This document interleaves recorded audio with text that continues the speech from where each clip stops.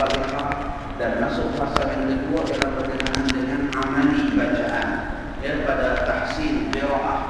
Dan tahsin qiraah ini merupakan hasil dapatan daripada kursus-kursus yang selama ini saya kendalikan, kursus guru-guru peringkat negeri, peringkat kebangsaan, bahkan kursus imam-imam peringkat negeri, di mana dapatan-dapatan daripada kesalahan yang seringkali dilakukan oleh pembaca peserta kursus, ya, saya masukkan dalam buku ini untuk menjadi panduan kepada kita, pedoman kepada kita supaya tidak berulang kesalahan yang sama.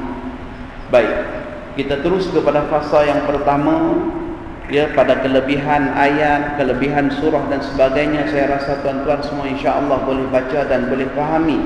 Ya, saya nak pergi kepada perkara-perkara yang kalau tuan-tuan baca sendiri agak kurang faham, ya, agak sukar untuk dipahami. Kita terus pergi pada muka surat 17. Hukum tajwid yang terdapat dalam surah Al-Fatihah, ya. Hukum-hukum tajwid yang terdapat dalam surah Al-Fatihah. Yang pertama, hukum hamzah. Terdapat dua jenis hamzah dalam surah Al-Fatihah, yaitu hamzah qata' dan juga hamzah wasal.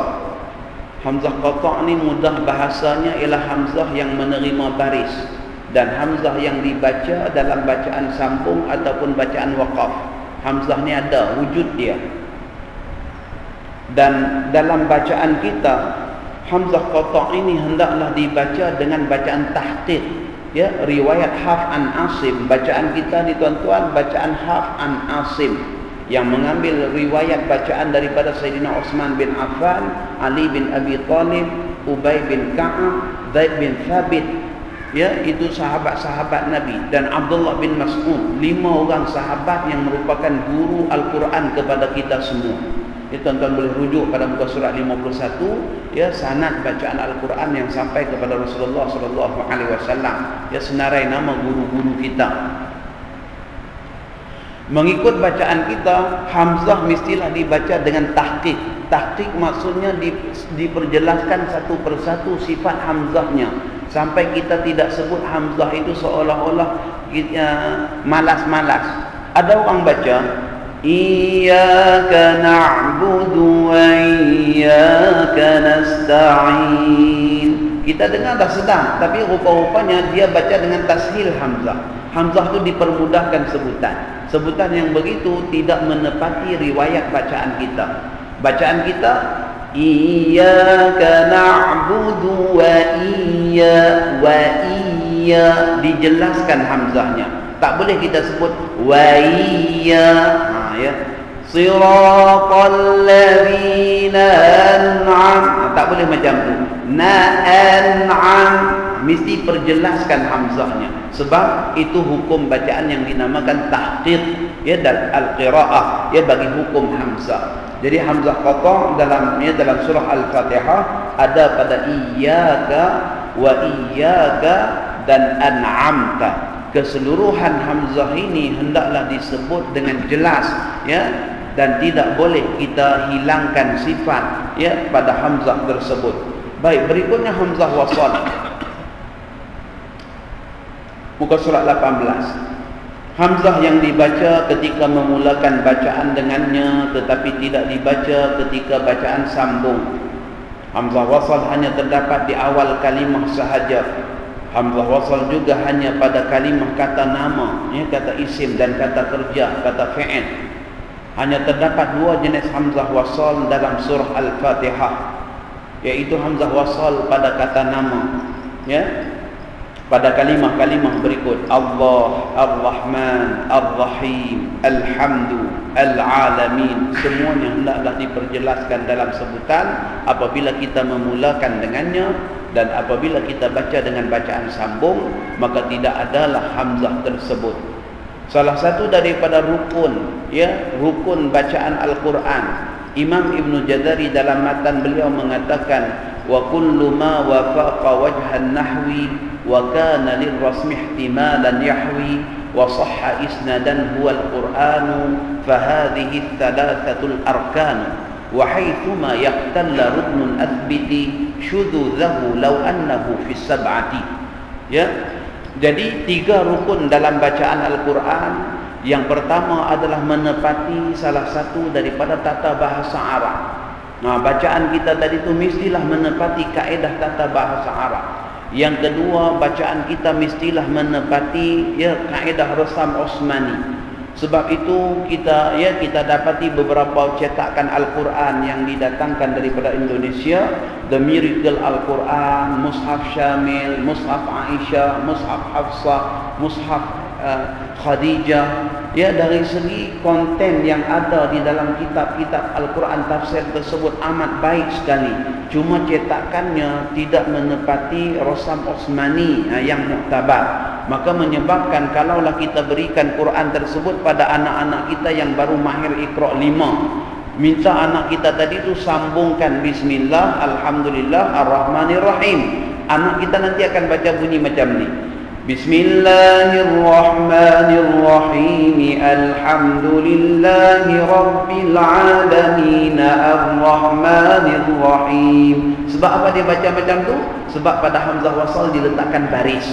Dalam Quran, mushaf Quran tersebut, hamzah wasal pada alifnya diletakkan baris fathah. Maka menyebabkan nanti dia berlaku kesalahan. Nak guna Quran tersebut tidak menjadi masalah, sebab adanya fatwa daripada Al-Imam Izzuddin Abdul Aziz bin Abdul Salam As-Sulami Ad-Dimashqi yang memfatwakan boleh Al-Quran itu ditulis dengan resam imla'i.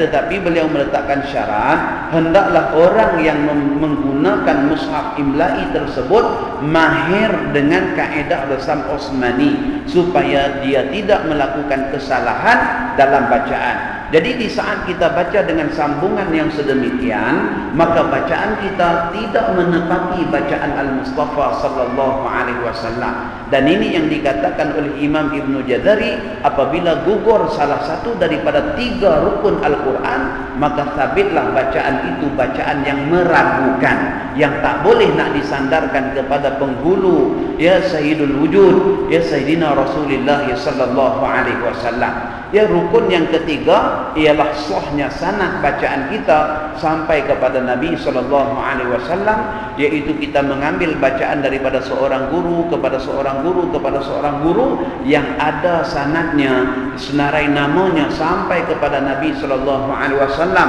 Dan dalam ilmu tajwid, ulama kita meletakkan syarat, sanad itu bukan sekadar sanad rantaian nama, tetapi sanad itu juga mestilah musalsal dalam bacaannya. Kadang-kadang ada orang yang ada sanad tetapi bacaannya tidak menepati bacaan yang fasih, maka pada ketika itu sanadnya tidak dapat dijadikan hujjah untuk dia menegakkan hukum bacaan Al-Quran. Sebab apa?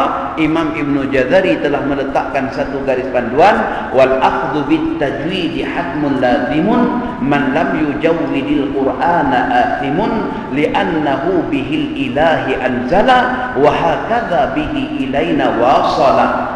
Mengambil Al-Quran dengan bertajwid itu merupakan suatu kewajiban. Sesiapa yang tidak mentajwidkan bacaan Al-Quran, berdosalah dia. Kerana begitulah Al-Quran itu diturunkan kepada Nabi kita dengan tajwid. Dan begitulah juga Al-Quran itu sampai kepada kita daripada satu generasi kepada satu generasi kepada satu generasi, dipindahkan dengan cara bertajwid. Maka dengan sebab itu orang yang bersanad pun disyaratkan juga bacaannya mestilah menepati bacaan yang fasih yang sebenar. Maka sebab itulah kita katakan perlunya kita bertalaqi Al-Quran. Dan sebahagian daripada ulama melonggarkan pula dalam bab sanad ini. Mereka katakan kalau kita tak ada sanad sekalipun, tetapi guru kita ada sanad, ataupun kita tidak ada sanad tetapi bacaan kita menepati bacaan orang yang bersanad, itu sudah memadai. Sebab Al-Quran ini dia sifatnya mutawatir, maka dia tidak perlu dikuatkan dengan sanad sebagaimana sanadnya ilmu hadis. Maka dengan sebab itu para ulama mengatakan bahawa al-isnadu syartuhu, isnad itu syaratnya janganlah bersalahan pembacaannya itu daripada orang yang bersanad. Jadi kita dapati seorang qari yang terkenal, yang suaranya juga baik, dan begitu juga dia lisannya dikatakan lisan yang paling fasih, iaitu Syekh Mahmud Khalil Husari. Ya, Syekh Mahmud Khalil Husari ni tuan-tuan, ajma'ul ulama, ya, dikatakan afsahul lisan fi qarnil 20, lidah yang paling fasih baca Quran kurun yang ke-20. Jadi tuan-tuan, dulu suara beliau tahun sekitar 90-an, banyak suara beliau yang menghiasi corong-corong radio kita. Kemudian bila datang era Saudi ini aja, yang hilang suara Syekh Mahmud Khalil Husari. Sebenarnya suara beliau itu dikatakan suara yang paling fasih baca Quran, lidah yang paling fasih baca Quran. Ya, tapi disebabkan kita ni suka dengan berdengung, kita suka yang berdengung-berdengung. Ya. Kata guru-guru kami waktu kami mengaji talaqi dulu tuan-tuan, ya, suara Arab yang Nabi kita katakan iqra'ul Quran bilu'unil Arab wa aswatiha, bacalah Al-Quran itu dengan lahjah Arab dan suara orang Arab. Suara orang Arab itu 30% sahaja bunyi dalam rongga hidung tuan-tuan. 30%. Ya, dan kebanyakan qari-qari daripada Saudi dia sampai 40%. Tak apalah, masih lagi dalam kefasihan, alhamdulillah. Tapi kalau orang Melayu yang tiru Saudi, itu senapos-senapos, itu masalah tu tuan-tuan. Ya, baru wajah balik daripada umrah, daripada haji ke apa ke, orang kata haji lah naik jadi imam, ada bau-bau Kaabah lagi, dia pun semangat. Ya, biasanya sof atimmu sufufakum rahimakumullah, biasanya macam tu. Tiba-tiba aja atimmu sufufakum rahimakumullah, dah berubah dah. Bunyi semua dalam rongga hidung. Bila takbir aja terlebih Arab pada orang Arab. Allahu Akbar, tu terlebih Arab pada orang Arab. Ya, ini kalau tiru jadi 100%. Ya, qari-qari Saudi, imam-imam Saudi tak ada masalah, bacaan mereka masih lagi dalam kefasihan Arab. Tapi bila di saat Melayu yang tiru, itu bimbang, jadi terlebih Arab daripada orang Arab. Ya.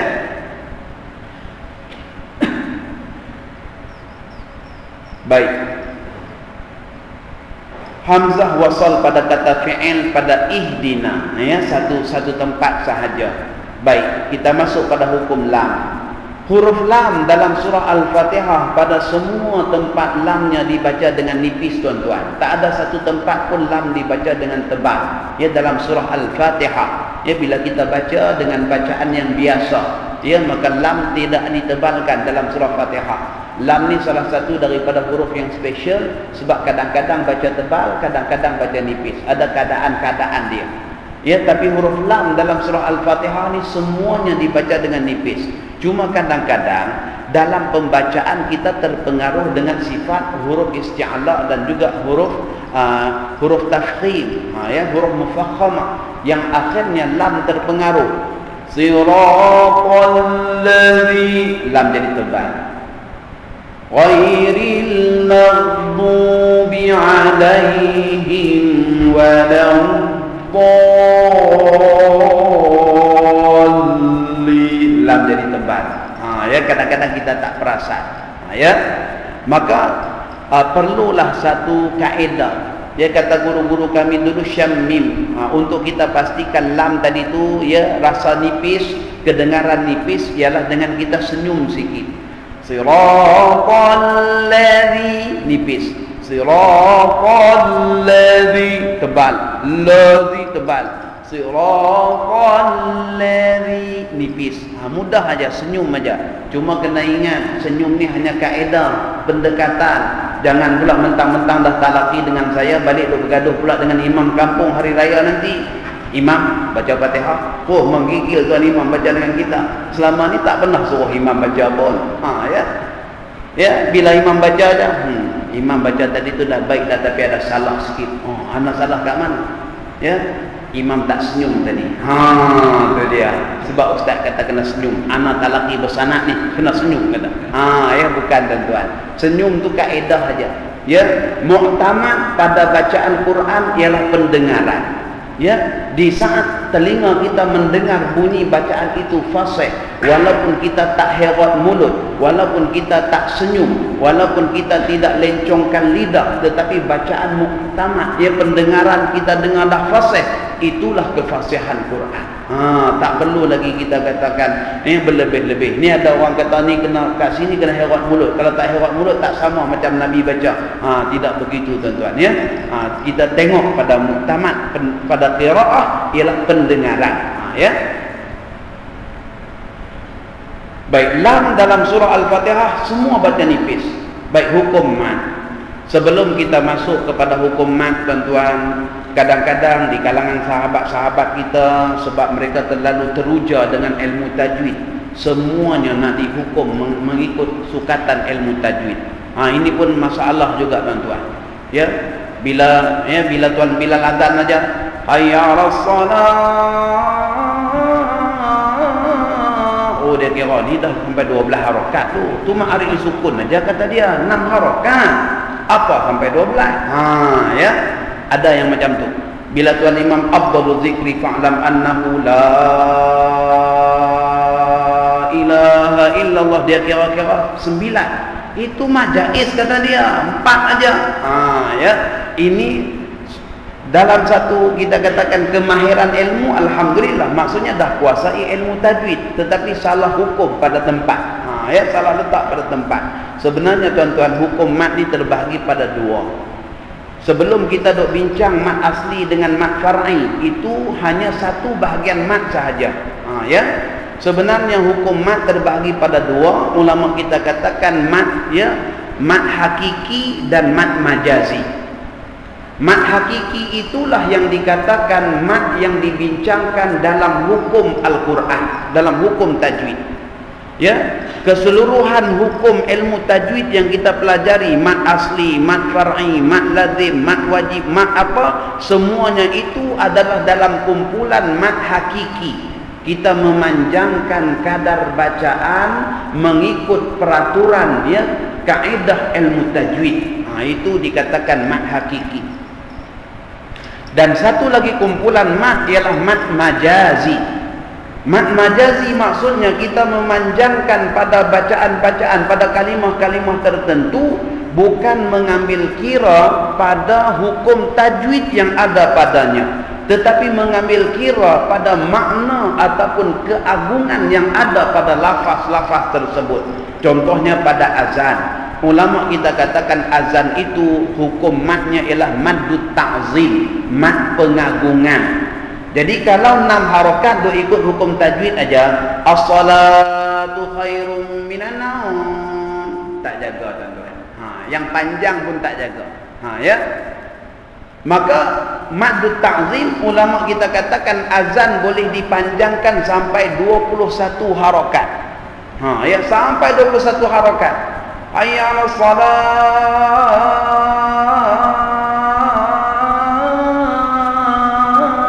boleh sampai 21 harakat. Bukan semestinya. Ya, ini kawan dah semput dah. Ya, panjat tangga punya tinggi nak azan, tengah-tengah semput tapi nak bagi cukup juga 21. Hayya 'alas salat. Bukan, tak payahlah macam tu. Ya. Jadi 21 tu had maksimum. Begitulah juga dengan takbiratul ihram adalah maddut ta'zim.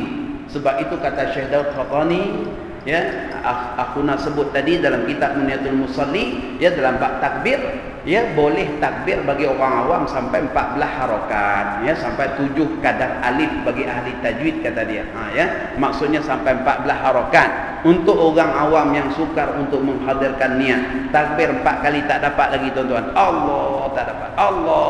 Allah tak dapat. Ya. Jadi orang yang macam ni boleh dia panjangkan takbir dia sampai 14 harakat untuk memudahkan dia hadir niat. Ya. Kadang-kadang kawan sebelah kata kupang sekali terus dapat kata dia. Ya. Sebab duk takbir tak dapat-dapat. Yang kita paling geram sekali bila imam rokong Allahu Akbar, dia terus dapat. Yang tadi tak dapat-dapat, imam baca, ya, baca surah sajadah dah habis dah, tak dapat lagi. Imam rokok je sudah dapat. Itu kita geram tu. Ya. Jadi orang yang macam ni Allah beri pada dia, ulama kita beri kelonggaran, ya, sampai 14 harakat untuk takbiratul ihram. Ya. Itu juga maddut ta'zim. Baik, satu lagi pecahan daripada mat majazi ialah mat tabri'ah, iaitu khusus bagi perkataan-perkataan la ilaha illallah ataupun la ilaha illahu. Ya, semuanya boleh dipanjangkan. Tabri'ah maksudnya bersungguh-sungguh, ya, kita membuat penafian bahawa tidak ada Tuhan melainkan Allah.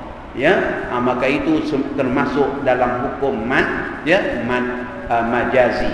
Jadi supaya kita tuan-tuan tidak tersalah menghukum orang lain dengan ilmu kita. Jadi bila kita dengar azan, bila kita dengar bacaan-bacaan qasidah dan sebagainya, ya, di luar daripada bacaan Al-Quran, itu tidak lebih daripada mat majazi kebanyakannya, kata para ulama kita. Baik, kita kembali kepada hukum mat. Ini baru nak bincang mat hakiki. Ya. Dalam surah Al-Fatihah adanya yang pertama mat asli. Bacaan panjang yang terjadi pada huruf-huruf mat yang tidak ada hamzah atau sukun selepasnya, dibaca dengan kadar panjang 2 harakat. Apabila huruf berbaris fathah diikuti alif mat, kasrah diikuti ya mat, dan dhammah diikuti dengan waw mat. Mat asli dalam surah Fatihah terdapat pada kalimah-kalimah berikut. Disenaraikan kalimah-kalimahnya, dan perlulah kita ambil maklum lafzul jalalah, juga merupakan salah satu daripada hukum mat asli. Ada di situ mat asli walaupun tak ada alif. Ini kadang-kadang kita mengajar anak kita iqra, ya, tanda-tanda bacaan panjang bagi huruf berbaris di atas ialah alif kecil ataupun alif besar. Bila sampai aja lafzul jalalah perkataan Allah, kita kata panjang tu bang, dia kata tak ada tanda panjang pun, sudah, kita jam di situ. Orang kata baca panjang je lah, kita mudah macam tu aja, ya. Sebenarnya tuan-tuan, di situ namanya mat asli hukmi, mat asli pada hukum bacaan, tidak ada pada tulisan. Ketika mana pembarisan Al-Quran dulu dilakukan, ya, oleh para ulama, sebagaimana disebut dalam kitab Mawaridud Dham'an, ya, bahawa lafzul jalalah itu dihadafkan alifnya, dibuang alif supaya tidak menyamai penulisan perkataan Al-Lata yang merupakan nama kepada berhala. Ini kata Imam Abu Amru Ad-Dani. 2 alasan kenapa alif dibuang daripada, ya, pembarisan lafzul jalalah. Yang pertama, hazaf di situ dinamakan hazful ikhtisar, ya, dibuang alif kerana perkataan Allah ni merupakan perkataan yang banyak kali berulang dalam Al-Quran. Jadi untuk meringkaskan dalam penulisan, dibuang alifnya. Yang kedua alasannya adalah kerana supaya dapat dibezakan dengan perkataan Al-Lata. Di zaman Nabi SAW dan Khulafa Ar-Rashidin, ya, Al-Quran ini belum lagi bertitik dan berbaris, tuan-tuan. Ya, maka satu kaedah penulisan perlu dilakukan supaya dapat dibezakan antara kalimah Allah dengan kalimah Al-Lata, ya, yang hampir-hampir sama dari segi penulisan. Ya, bila dibuangkan baris dan titik, ya, maka sebab musabak, kata Imam Abu Amru Ad-Dani, kenapa pada perkataan Al-Lata dalam surah An-Najmi, afara'aitumul Lata wal Uzza, perkataan Lata dikekalkan alif, manakala perkataan Allah dibuang semua alifnya, supaya dapat dibezakan. Ini kita katakan betapa, ya, betapa seninya, ya, asrar, rahsia-rahsia penulisan Al-Quran. Ya, tuan-tuan tengok, ya, mungkin tadarus dah lama dah tak perasan. Nanti tengok surah Al-Baqarah saja, perkataan Ibrahim alif ba ra ha mim, dan diletakkan simbol bagi ya. Manakala dalam surah lain perkataan Ibrahim tulisannya alif ba ra ha ya mim. Ya, itu pun asrar, rahsia. Duk baca Quran dah berpuluh tahun dah tak perasan pun rupa-rupanya macam tu. Ya, hanya dalam surah Al-Baqarah saja ada 2 wajah bacaan. Nabi kita baca dengan Ibrahim, dan dalam riwayah bagi Hisham Ibnu Zakwan baca dengan Ibrahim. Ya, maka dengan sebab itu ditulis alif ba ra ha mim, supaya kalau qiraat yang baca dengan Ibrahim mereka letak alif kecil, orang yang baca dengan Ibrahim letak ya kecil. Itu alasannya. Cuba kalau ditulis dengan ya terus, maka orang yang baca dengan Ibrahim tak boleh guna di situ. Ini rahsia resam Osmani zaman Sayyidina Osman, bagaimana detailnya sahabat menulis Al-Quranul Karim dan membawa semua wajah bacaan Nabi, tak ada satu pun yang gugur daripada mushaf ya Osmani.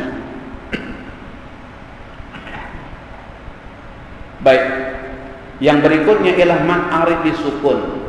Ma'arif disukun ni tuan-tuan, mat yang berlaku disebabkan waqaf. Tu sukun ya, kerana sukun yang mendatang. Dan dalam disiplin ma'arif ni tuan-tuan, dari segi keutamaan kadar panjang, ya ulama-ulama qurra mengatakan bahawa diutamakan kita baca dengan 6 harakat, kemudian 4 harakat, kemudian 2 harakat. Itu ma'arif disukun. Bismillahirrahmanirrahim. Alhamdulillahi Rabbil Alamin. Dengan 6. Itu lebih diutamakan daripada 4. Lebih diutamakan 4 pula lebih diutamakan daripada 2. Cuma kita kena tengok pada kadar kemampuan kita tuan-tuan. Dari segi utamanya memang 6, tapi kalau 6 aja kita akhir depan cit aja, dhalin tak pernah sampai. Ghairil maghdubi alaihim waladdallin.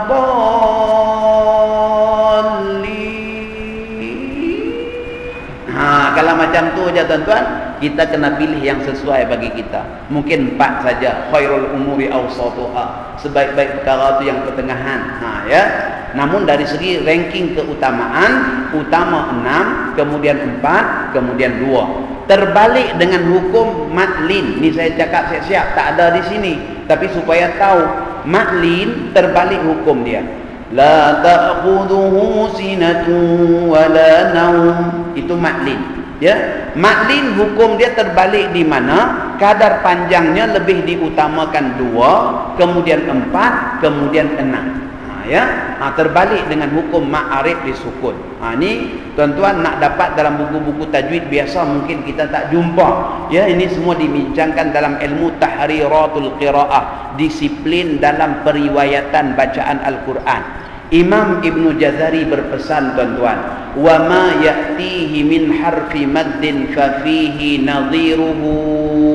Ini juga merupakan salah satu daripada pantang larang ketika mana kita baca hukum mat.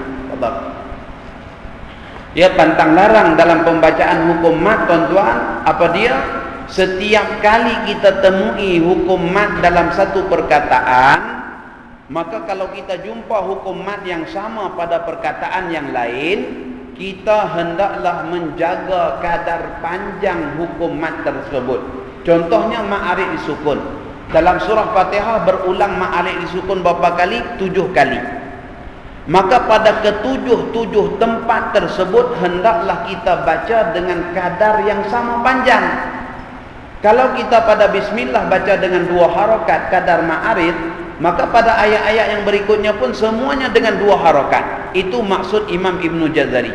Wa ma ya'tihi min harfi maddin fa fihi nadhiruhu. Ya, setiap kali ya ditemui satu kita katakan satu hukum mat pada satu perkataan, maka hukum mat yang sama kita temui pada perkataan yang lain, hendaklah kita jaga kadar panjang yang sama.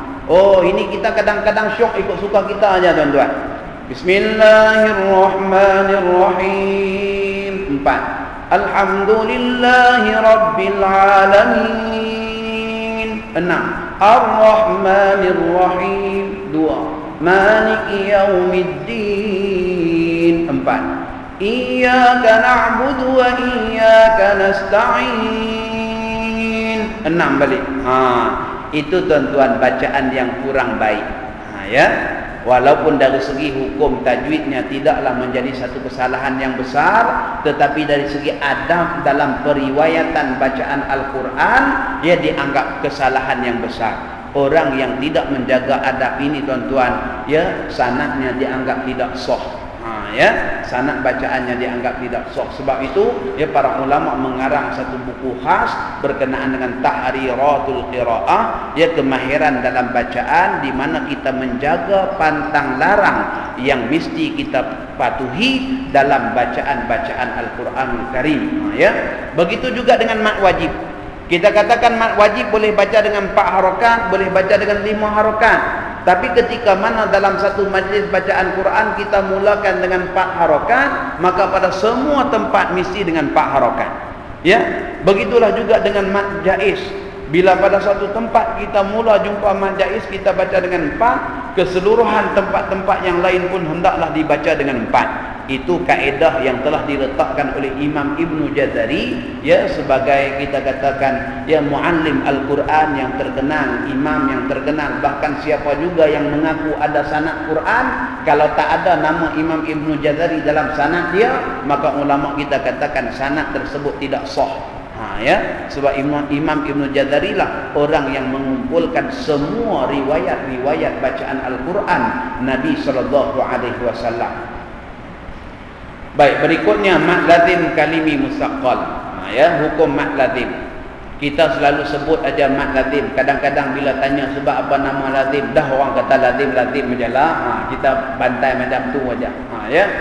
Sebenarnya tuan-tuan, namanya lazim kerana sepakat para ulama yang meriwayatkan bacaan daripada Rasulullah mengatakan bahawa pada perkataan itu mesti dibaca dengan panjang, dan kadar panjangnya juga mestilah 6 harakat. Sebab tu nama lazim.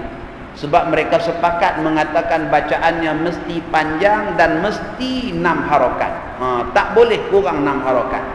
Itu dinamakan lazim. Manakala mat wajib, ya, mat wajib sepakat mereka mengatakan bahawa wajib panjang, tetapi mereka tak sepakat pada kadar panjang. Ya, Warash kadar panjangnya 6 harakat.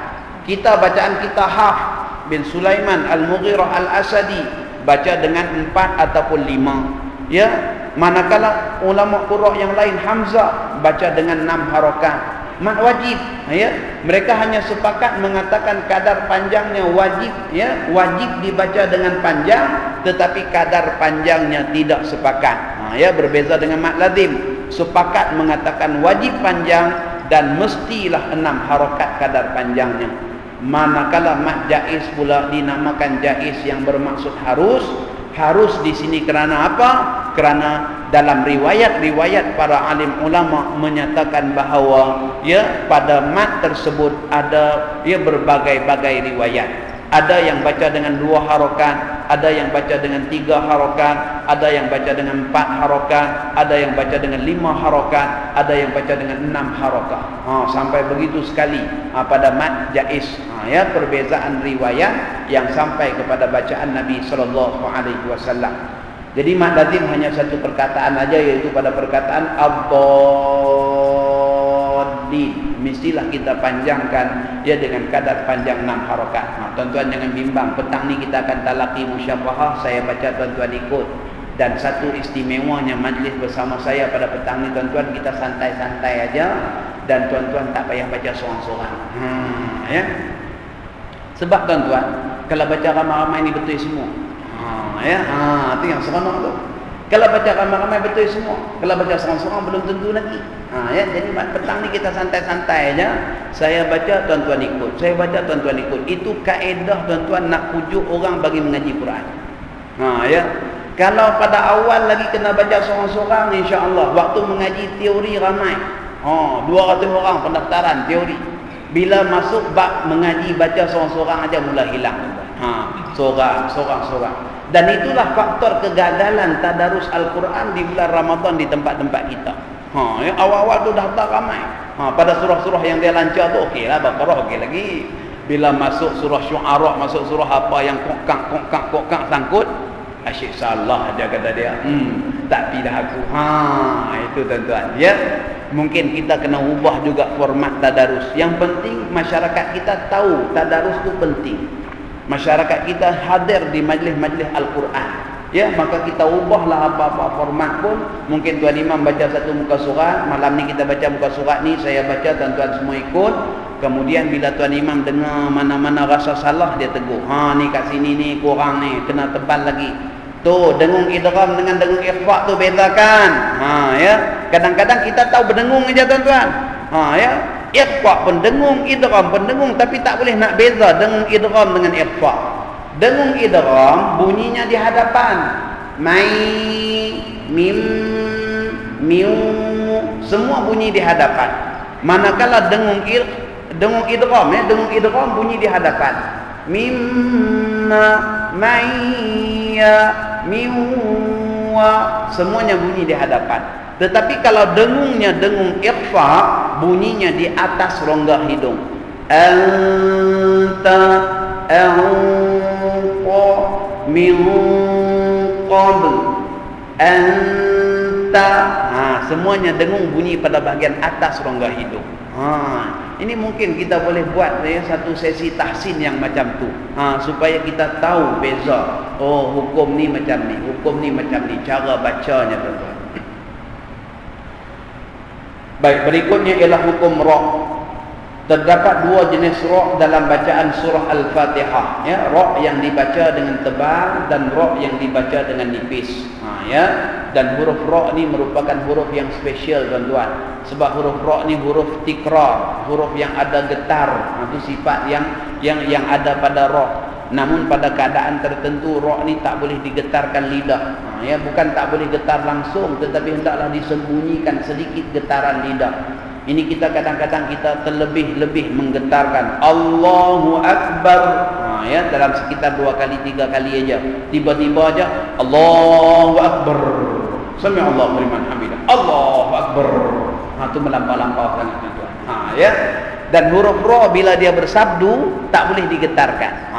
Wa akhfat tikraru anhum 'inda musyaddadi. Dia kata para ulama tajwid, hendaklah disembunyikan getar lidah pada huruf ra apabila ra itu bersabdu, baik dalam bacaan sambung maupun dalam bacaan waqaf. Antara faktor qari-qari yang dipotong markah mereka dalam majlis ujian tilawah ataupun hafazan Al-Quran ialah tidak meraihkan ra yang bersabdu ni. Contohnya perkataan fil hari, ra bersabdu. Orang kita kalau waqaf pada perkataan ni, saya perhatikan selalu mereka muncungkan mulut ataupun mereka buat getar lidah sebab nak menebalkan ra. La tanfiru fil har. Macam tu. Kebiasaannya. Sedangkan ra itu ra bersabdu. Ra bersabdu hendaklah disembunyikan getar. La tanfiru fil har. Cukup. Fil har. Tak payah fil har. Bila datang getar, maka pada ketika itu potong markah tuan-tuan. Sebab apa? Masih belum lagi mahir dalam kaedah bacaan ra yang sebenar. Huruf ra yang bersabdu akhfat tikrar, hendaklah disembunyikan getar lidahnya. Baik dalam bacaan itu tadi contoh bacaan waqaf, bacaan sambung pun sama. Ar-Rahmanir Rahim, Ar-Rahmanir Rahim. Tak ada baca Ar-Rahmanir Rahim, tak ada getar. Huruf ra yang bersabdu disembunyikan getar lidahnya. Nanti kita talaqi musyafahah. Nampak macam semangat semua dah nak baca dah. Nanti dulu sabar. Belum habis lagi, belum masuk pada bab bacaan lagi.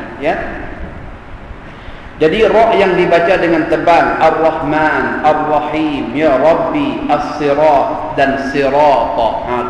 Keseluruhan ra ini dibaca dengan tebal dalam bacaan surah Al-Fatihah.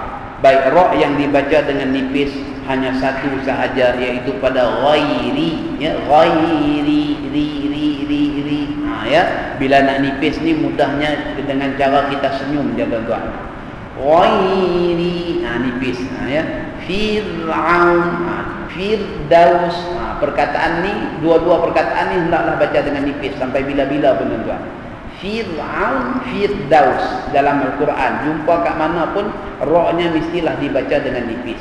Ra yang mati sebelumnya berbaris berbaris bawah dan selepasnya bukan huruf isti'la, maka hendaklah dibaca dengan nipis. Baik, hukum idgham dalam surah Al-Fatihah, tidak ada hukum idgham yang melibatkan dengung, hanya melibatkan idgham syamsiyah sahaja ataupun lebih dikenali dengan alif lam syamsiyah oleh masyarakat kita. Jadi maksudnya lam dimasukkan ke dalam huruf ra, ke dalam huruf selepasnya, sehinggalah lam tadi itu tidak lagi kedengaran pada bacaan. Ya, itu hukum idgham syamsi pada Ar-Rahman, Ar-Rahim, As-Sirat, Alladhi. Begitu juga pada Ad-Dallin. Kita tak baca Al-Dallin, ya. Semuanya telah lam tadi itu dah dimasukkan ke dalam huruf yang selepasnya. Baik, hukum izhar. Izhar berarti jelas, terang dan nyata. Bacaan ini berlaku pada nun mati atau tanwin, mim mati dan juga huruf lam yang mati. Ya, hukum-hukum izhar ni ada pada lam yang mati, ada pada nun mati, ada pada mim mati. Terdapat 3 jenis izhar dalam surah Fatihah. Yang pertama ialah izhar al-qamari, yang melibatkan hukum alif lam qamariyah. Ya, pada alhamdu, al-alamin, al-mustaqim, al-maghdub. Maka bila dikatakan izhar, maksudnya kita menzahirkan bunyi lam yang sebenar. Itu hukum izhar, ya, menzahirkan bunyi lam. Maka tak boleh kita sembunyikan sebahagian daripada sifat-sifat lam. Orang Melayu kebanyakannya bila kita baca huruf lam ni tuan-tuan, kita selalu sebut huruf lam dengan hujung lidah. Ya, dengan hujung lidah. Maka bila kita baca aja alhamdulillahi rabbil alamin, alham, tengah lidah, tengah hujung lidah. Ya, tetapi sebenarnya tempat keluar huruf lam itu bukan daripada tengah hujung lidah. Ya, huruf lam ni kata para ulama tajwid adalah harfu jambiyah, huruf tepi hujung lidah. Ya, maka ya, kalau kita sebut dengan tengah hujung lidah, kadang-kadang bacaan kita itu kedengaran kurang fasih ataupun agak keras kita dengar. Ya, tidak dapat kita katakan suara ataupun dialek kearaban. Cuba tuan-tuan hakimi bacaan saya. Saya baca, tuan-tuan pilih mana satu bacaan yang fasih.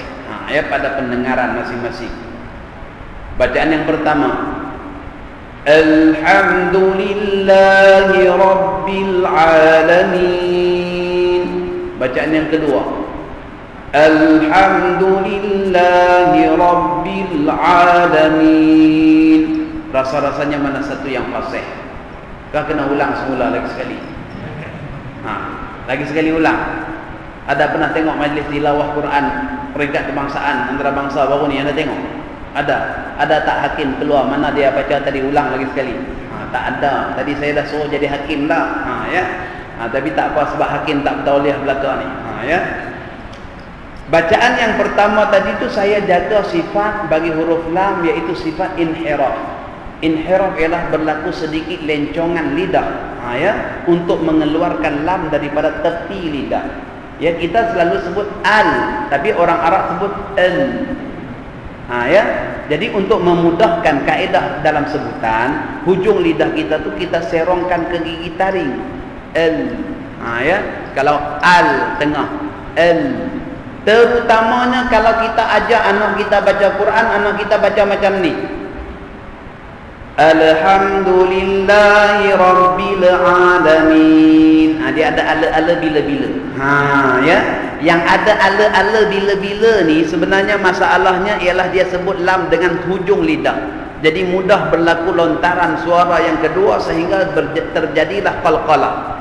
Alhamdulillahi rabbil alamin. Dia sedap je macam tu. Kita kata al, dia ala. Al. Ya. Susah tuan-tuan. Jadi nak buat macam mana? Suruh bang, lidah awak tu, hujung lidah tolak ke gigi taring. L. Cuba. L. Ya. Alhamdulillahi rabbil alamin. InsyaAllah akan hilang ala-ala bila-bila.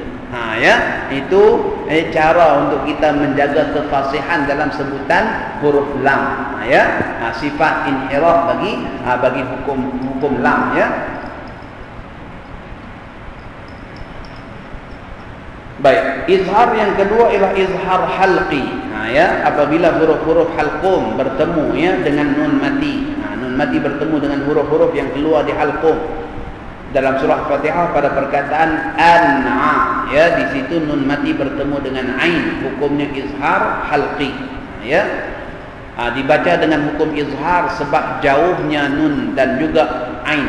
Ain tempat keluarnya di halqum, nun pula di hadapan, ya, maka sukar bagi orang Arab dalam menyebutnya dengan bacaan yang lain selain daripada izhar. Nak baca dengan idgham pun berat, nak baca dengan ikhfa pun berat, hanya baca dengan izhar. Itu alasan kenapa dibaca dengan izhar, sebab ain di sini, nunnya di hadapan. Berbeza dengan idgham. Idgham dengan tempat keluar nun mati, huruf-huruf idgham, ya, hampir bersatu dengan tempat keluar nun mati. Maka dengan sebab itulah semua huruf-huruf idgham tadi itu dibaca dengan idgham, sebab mudah bagi lisan Arab dalam sebut. Ya, berat ataupun mudah bagi lisan Arab ni tuan-tuan, tak boleh nak disukat bagi orang Melayu. Sebab orang kita ni asalkan ada baris dia boleh baca. Ya, tak baris baru dia rasa berat. Ya, dia tak boleh nak beza antara berat ataupun tidak. Ya. Baik, amta pula mim mati bertemu dengan ta ialah izhar syafawi. Ini juga satu hukum yang ada di dalam surah Al-Fatihah, ya, hukum izhar yang berikutnya itu izhar syafawi. Jadi hukum izhar kita belajar dulu waktu saya mengaji di sekolah rendah dulu, waktu saya belajar di kampung-kampung dulu, ya, sebelum pergi talaqi Al-Quran dengan para masyayikh. Kebiasaannya kita kata tu hukum izhar, tak boleh dengung. Tu kebiasaannya kita, ya, mengatakan sedemikian. Namun bila kita mengaji, ya, bila kita dalami ilmu talaqi Al-Quran ini, rupa-rupanya izhar bukanlah maksudnya tidak ada dengung langsung. Izhar maksudnya tidak mendengungkan dengan dengung yang sempurna. Dengung yang sempurna ialah 2 harakat, ya. Manakala pada hukum izhar adanya sedikit cebisan dengung. Dia panggil dalam istilah ilmu tajwid baqa'u gunnah, cebisan dengung. Sebab apa perlu ada cebisan dengung? Perlu ada cebisan dengung untuk memastikan bacaan kita tidak terputus seolah-olah bacaan sakta. Jadi kalau kita faham cara faham kampung dulu, tak boleh dengung. Siratal ladzina an'amta alaihim, sebab tak dengung. Ya. Secara praktikal kita baca ada dengung, tapi secara hukum yang kita duk faham, kita baca kita kata tak dengung. Ya, sebenarnya ada dengung. Tujuan dengung tadi itu untuk memastikan bacaan kita bersambung. Siratal ladzina an'amta alaihim. Tak adalah dengan an'amta, ya.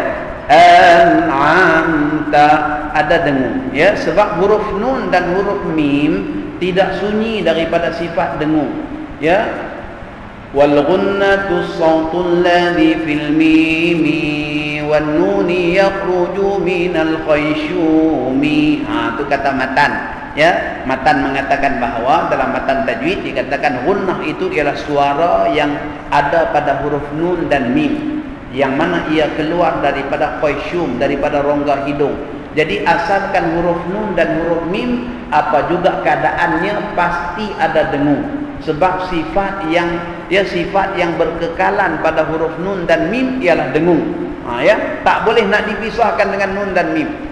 Sebab itulah bila kita baca Fatihah, alhamdulillahi rabbil alamin, ujung tu ada dengung, mim. Cuma sikit lah, jangan sampai min. Duk buat dengung macam tu tak boleh, macam dengung idgham tu, tak boleh, sedikit aja. Ini juga dinamakan cebisan dengung. Ya, itu juga sebahagian daripada cebisan dengung. Alhamdulillah, selesai fasa yang pertama berkenaan dengan hukum tajwid yang ada dalam surah Al-Fatihah. Ya, fasa yang kedua ni berkenaan dengan waqaf dan ibtida. Ya, panjang huraian berkenaan dengan waqaf dan ibtida. Saya cuma nak meringkaskan. Kita tengok kita tengok terus, ya, pada muka surat 28. Ya, kalimah-kalimah waqaf tam, tuan-tuan. Ya, dalam surah Fatihah ni ada 4 waqaf tam. Maksudnya waqaf yang paling sempurna dari segi makna. kita berhenti pada perkataan yang sempurna maknanya, kemudian ya ayat yang berikutnya itu tidak berhubung kait lagi dengan ayat yang pertama tadi, yang ayat yang kita berhenti, itu dinamakan waqaf tam. Ya, jadi dalam surah Fatihah ada 4 waqaf tam. Maksudnya kalaulah kita nak ekspres macam mana pun baca surah Fatihah untuk laju, terutamanya musim bulan Ramadan ni, ya paling kurang tidak kita raikan waqaf tam. Ya, jadi kalau orang-orang masyarakat Arab ni, dia bila dia dengar imam-imam yang meraihkan waqaf tam, oh dia tahu orang ni mahir dalam ilmu waqaf dan ibtida. Ya, dan waqaf tam ni maksudnya kita membantu para jemaah kita untuk memahami bacaan Al-Quran. Sebab kita berhenti pada tempat-tempat yang paling sempurna makna. Jadi surah Fatihah ni ada 4 waqaf tam. Bismillahirrahmanirrahim. 1. Alhamdulillahi rabbil alamin arrahmanirrahim maliki yaumiddin. 2. Iyyaka na'budu wa iyyaka nasta'in. 3. اهدنا الصراط المستقيم صراط الذين أنعمت عليهم غير المغضوب عليهم ولا الضالين. 4. Ya, itu paling kita katakan yang terbaik bacaan kalau kita nak sambung surah Al-Fatihah.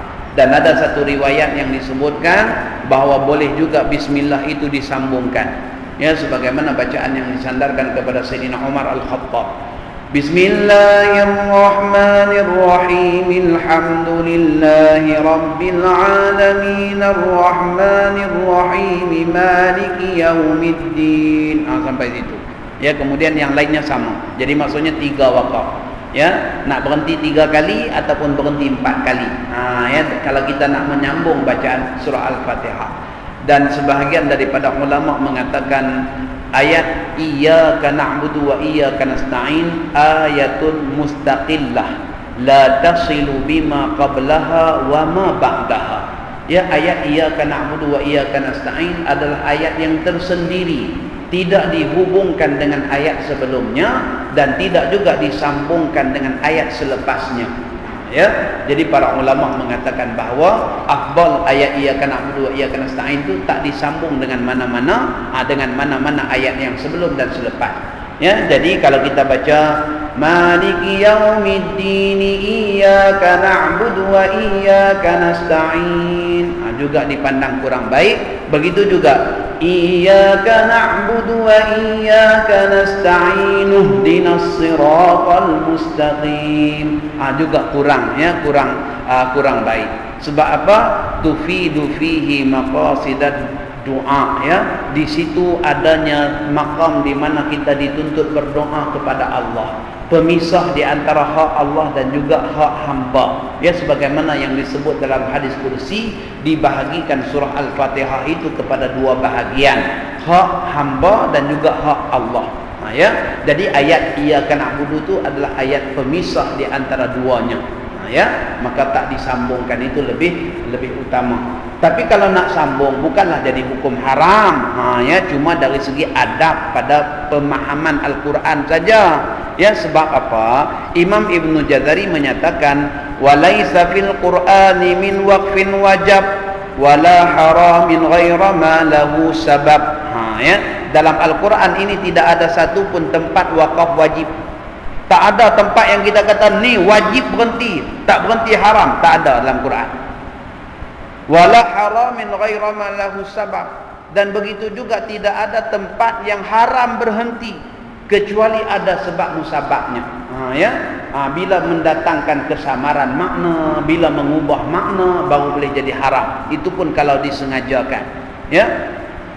Jadi dengan faham daripada kata Imam Ibnu Jazari, kalaulah seseorang itu dia cukup nafas, sehingga kan, ya, macam salah seorang daripada qari Mesir, ya, Syekh Na'inak, masya-Allah, dia boleh baca surah Fatihah senapas sambung lagi dengan surah Ad-Duha senapas. La ilaha illallah. Kita pun tak tahu mana dia punya ya paru-paru dia tu macam mana kita pun tak tahu. Ya, kita Fatihah pun 3 kali potong tuan. Ya, ini ad-duha, sepanjang ad-duha tu senapas. Ya, macam mana dia boleh baca macam tu? Wallahu a'lam. Dulu yayasan ya, pernahlah satu yayasan di negara kita yang tercinta ini panggil syekh itu datang untuk memperdengarkan bacaan Quran. Tuan-tuan tahu berapa bayaran? 1 juta. Ya, sedap sungguh dia baca Quran. Ya, ni orang yang Allah kayakan dia dengan Quran aja. Ya.